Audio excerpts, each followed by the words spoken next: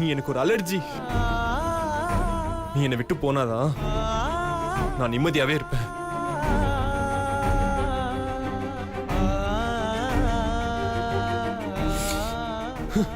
ஆனா என்ன பண்றது, எனக்கு பிடிக்கலனா கூட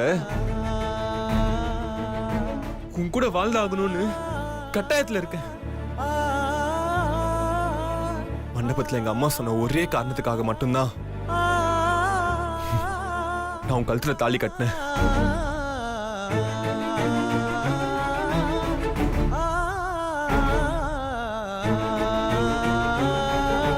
நான் உன் கழுத்துல கட்டணும்னு நினைச்ச தாலி இன்னும் என் கையில தான் இருக்கு.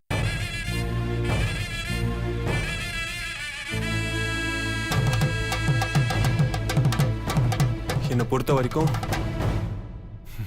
நான் உன் கழுத்துல கட்டினது தாலியே இல்லை, ஜஸ்ட் அன் எல்லோ ரோப், அவ்வளவுதான்.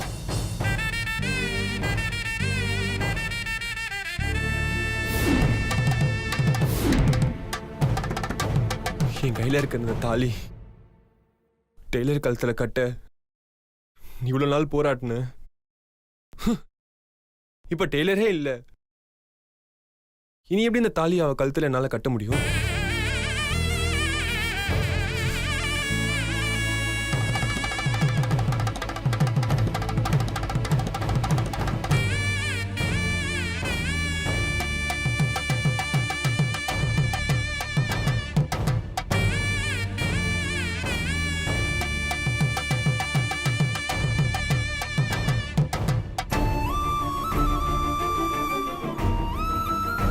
இது வெறும் தாலி இல்லை, எனக்கும் டெய்லருக்கும் இடையில இருந்த லவ்வோட சிம்பிளா இருந்துச்சு. ஆனா இனி செத்து போன என் லவ்வோட சிம்பிளா இருக்க போகுது.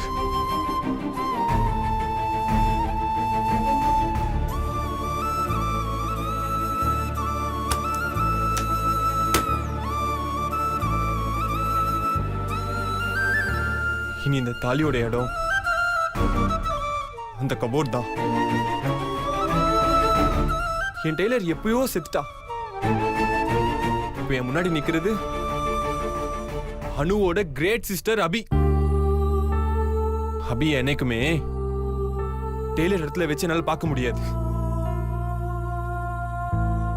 எங்க அம்மா வருத்தப்படக்கூடாதுன்ற ஒரே காரணத்துக்காக மட்டும்தான் அவங்க சொன்னதெல்லாம் செஞ்சேன்.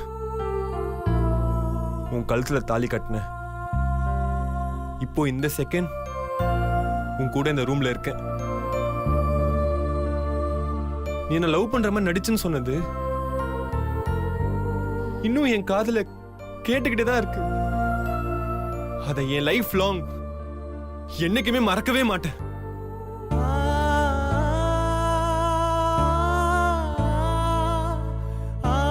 சோ நம்மளால யூசுவல் ஹஸ்பண்ட் அண்ட் ஒய்ஃபா இருக்க முடியாது.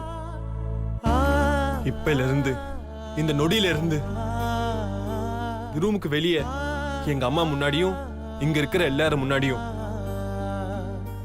நாம ஹஸ்பண்ட் அண்ட் ஒய்ஃபா நடிக்க போறோம். அவ்வளவுதான்.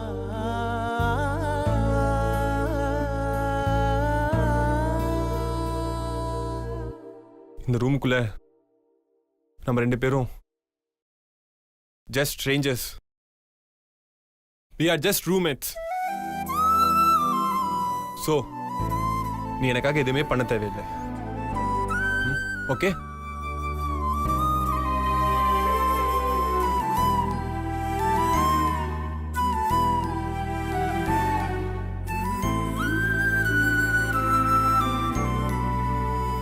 நீ பெட்ல படுத்துக்கோ, நான் கீழே படுத்துக்கிறேன்.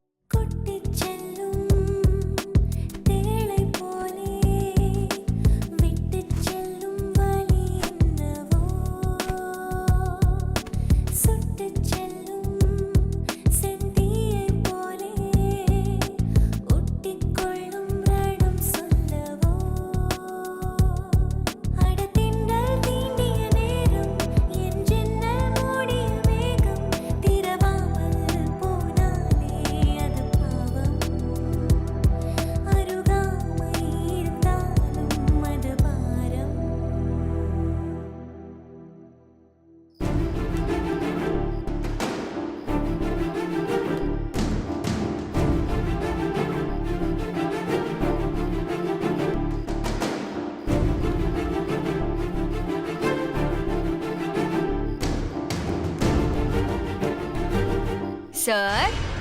ஐயோ, சார் ஏன் சோகமா இருக்கீங்கன்னு நான் கேட்க மாட்டேன். ஏன்னா ஒரு பொண்ண உயிருக்குயிரா லவ் பண்ணி வீட்ல இருக்க எல்லாரையும் சம்மதிக்க வச்சு மேரேஜ் வரைக்கும் போய் அவ கழுத்துல தாலிய கட்டி அவ கூட சந்தோஷமா வாழ நினைக்கும் போது அந்த பொண்ணு செத்து போயிட்டா, யாராலதான் தாங்க முடியும்?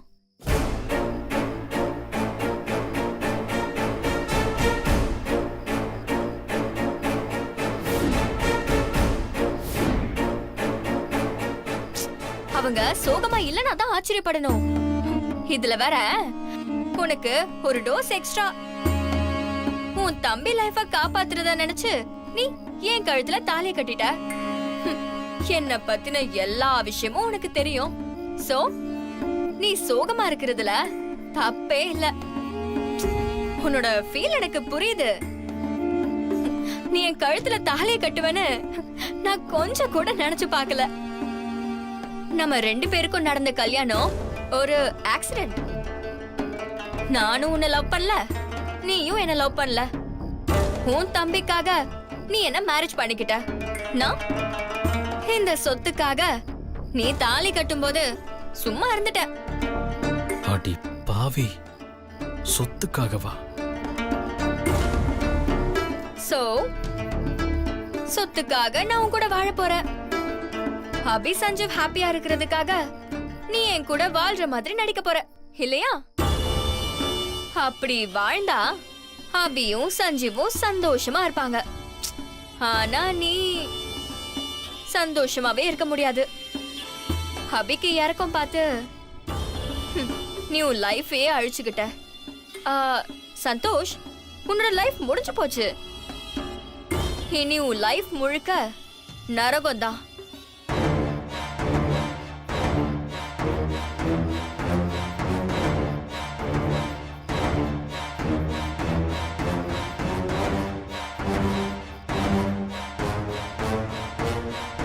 லைஃப ஹாப்பியா மாத்த நான் வேணா ஒரு வழி சொல்லட்டுமா? நம்ம 2 பேரும் இப்படி ஒன்னா இருந்து தனித்தனியா பிரிஞ்சு வாழணும்னு அவசியம் இல்ல. எல்லாத்தையும் மறந்துட்டு ஒற்றுமையா வாழலாம். பட் ஒரு கண்டிஷன்.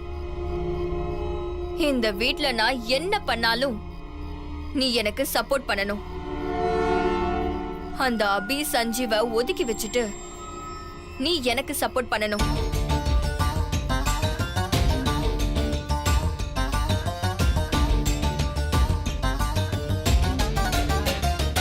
இதுதான் என்னோட கண்டிஷன். இதுக்கு ஓகேனா சொல்லு. நம்ம ஹாப்பியா சேர்ந்து வாழலாம். இல்லனா நான் சொன்ன மாதிரி உன் லைஃப் நரகம்தான். இல்ல நான் மாறிடுவேன், என்ன திருத்திரலான்னு நினைச்சனா சத்தியமா அது நடக்காது.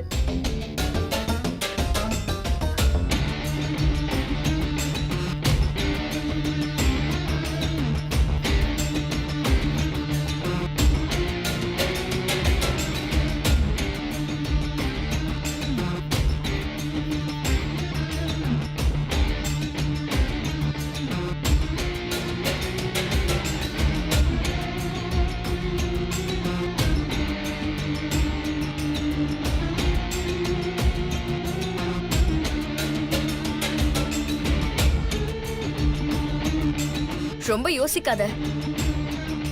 உனக்கு உன் லைஃப் முக்கியம்னா நான் சொல்றத கேளு. இவன் இப்படி யோசிக்கிறத பார்த்தா நம்ம கண்ட்ரோலுக்கு வந்துடுவான் போல இருக்கு. இவ்ளோ சீக்கிரம் நான் சொல்றத நீ கேட்பான்னு நினைச்சு கூட பார்க்கல சந்தோஷ்.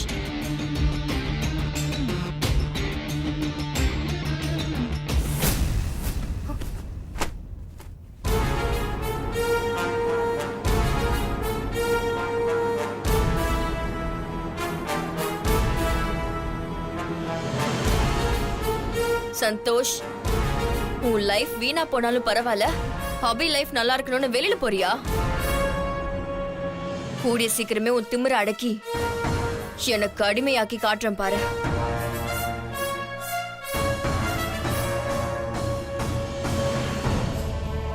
என்ன ரூம்ல இருக்காம எங்க போறா?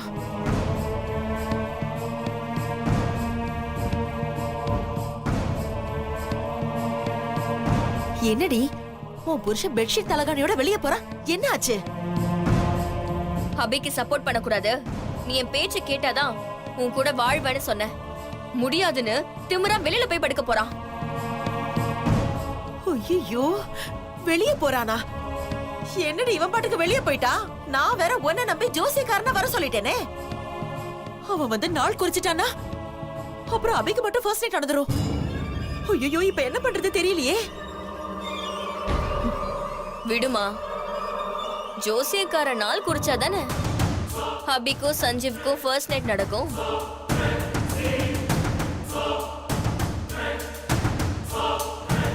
ஓ, நீ அப்படி வரியா? புரியுது புரியுது.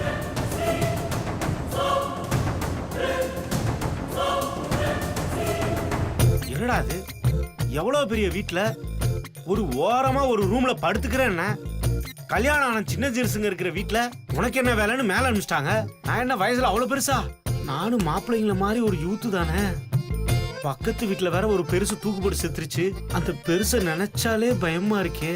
எப்படி தனியா தூங்க போறேன்னு தெரியலையே. வா, எப்படி இந்த ராத்திரியை கடக்க போறேன்னு தெரியலையே. யாராவது துணைக்கு இருந்தா நல்லா இருக்கும். வந்துட்டானே, வந்துட்டான். வா வா வா வா வா வா வா வா மாப்ள, வா வா வா. நீ வருவேன்னு எனக்கு தெரியும். Welcome to my place. அதனாலதான் எக்ஸ்ட்ரா ஒரு பாய் எடுத்துட்டு வந்தேன். வா வா வா வா, உட்கார். என்ன ஸ்ரீஜா ஓவரா பேசிருப்பாளே.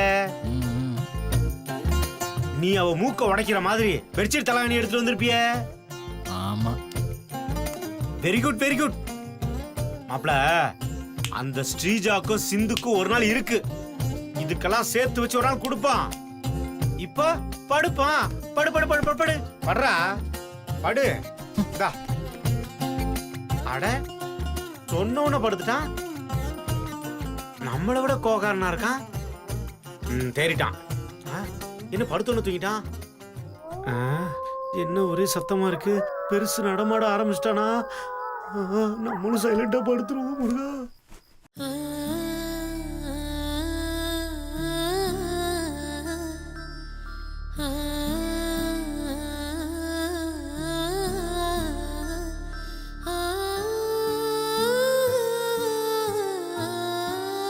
சமந்தி, எதுக்கு தரையில படுக்கிறீங்க? பெட்ல படுக்க வேண்டியதானே? பரவாயில்ல சம்பந்தி, எனக்கு முதுகு வலி இருக்கு. டாக்டர் சொல்லிருக்காரு தரையிலேயே படுக்க சொல்லி. அப்படியா?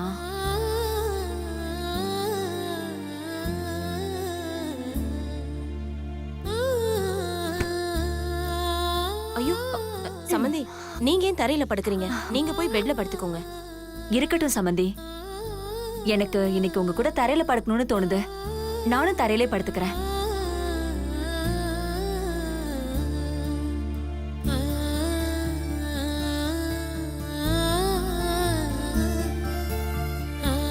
சமந்தி, ஏன் ஒரு மாதிரி இருக்கீங்க? இல்ல, யாருக்கும் இல்லாத கொடுப்பனையா எனக்கு ஒத்தையா இல்லாம ரெட்டையா பொருந்தது. எனக்கு ரெண்டும் பொன் குழந்தையா பிறந்தப்போ நான் ரொம்ப சந்தோஷப்பட்டேன். ரெண்டையும் ஒரே மாதிரி தான் வளர்த்தேன். அதுல ஒண்ணு பாலாவும் இன்னொன்னு பாம்பாவும் வளர்ந்துருச்சு.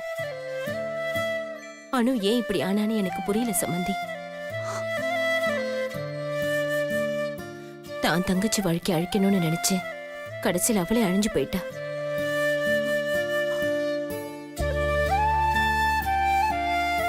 ரெண்டுல ஒண்ணு போயிடுச்சு. அபியாவது நல்லா இருப்பான்னு பார்த்தா அக்கா செத்ததை நினைச்சு அவளும் அவ வாழ்க்கையை வாழாம இருந்துருவாளோன்னு எனக்கு ரொம்ப பயமா இருக்கு. அபிய பத்தி கவலைப்படாதீங்க சமந்தி, அவ நல்லா இருப்பா. அதுக்கு நான் பொறுப்பு. அந்த நம்பிக்கையில தான் சம்பந்தி நானும் இருக்கேன்.